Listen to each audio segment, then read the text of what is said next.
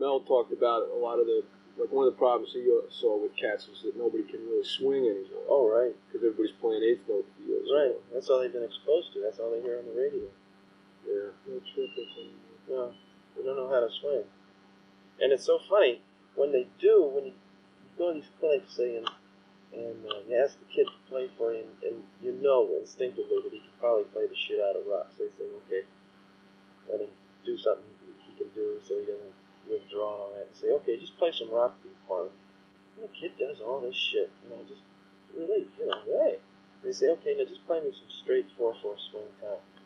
And they play it. They're playing rock like Billy Cobham, right? Mm-hmm. But they play swing time like a 12-year-old kid would back in the 30s whose idol was Gene Krupa.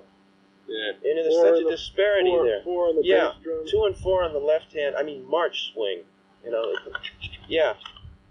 And it's just so weird, that you'd think that they'd pick up a little. They all know who Buddy Rich is, and they've heard him to some degree, but still their concept of swing is boom, boom, boom, boom, and bop, bop, boom, And I can't understand why that happens. So what do you, if you saw a kid like that, and this kid was like, wanted to learn or something, what would you tell him? You ask him, you say, what do you hear? Do you hear anything when you play that's over and over and over and over and which dissatisfies you? You get tired of it. Invariably, they'll usually say, well, my bass drum, and there's nothing wrong with playing your bass drum on all 4 beats if it's done musically and if it fits with the style of jazz you're playing, right? And they'll say, my bass drum and the hi-hat, and you say, well, if you play your bass drum on all 4 beats, why don't you try playing your bass drum on, say, every once in a while throwing it in on the end of a beat instead of on the downbeat all the time. Go to the opposite. They go, they try it. Of course, it falls apart. The right hand goes with the right foot, and they say, and they discover that. And they say, well, how can we break that up? And you go through that. And in other words, you let them figure it out for themselves, which is they've never been allowed to do in their educational thing because they've always been told what to do. And God forbid that the kid disagree with the teacher, because then he sends the assistant principal who says, hey, look, you do what you're told, don't be a rebel, and blah, blah, blah, and all that shit. And the band directors, that's the biggest thing right there. They don't know anything about drums. Nothing. You can hear a high school stage band, and you can tell what instrument the director plays or played. If he's a saxophonist, the saxophone section will be the best section in the band. Yeah. I've run into one drummer.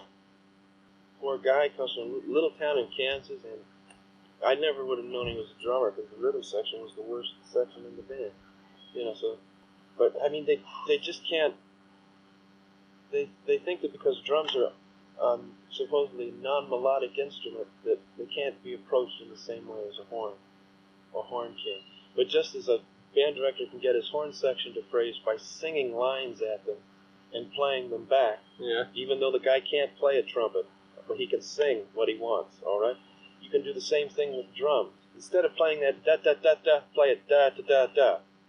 The same approach, But nobody does that because they're afraid of the drums. I really think they're afraid because it's the only training they've had on drums at all has been a methods course where they've learned a few rudiments on the snare drum.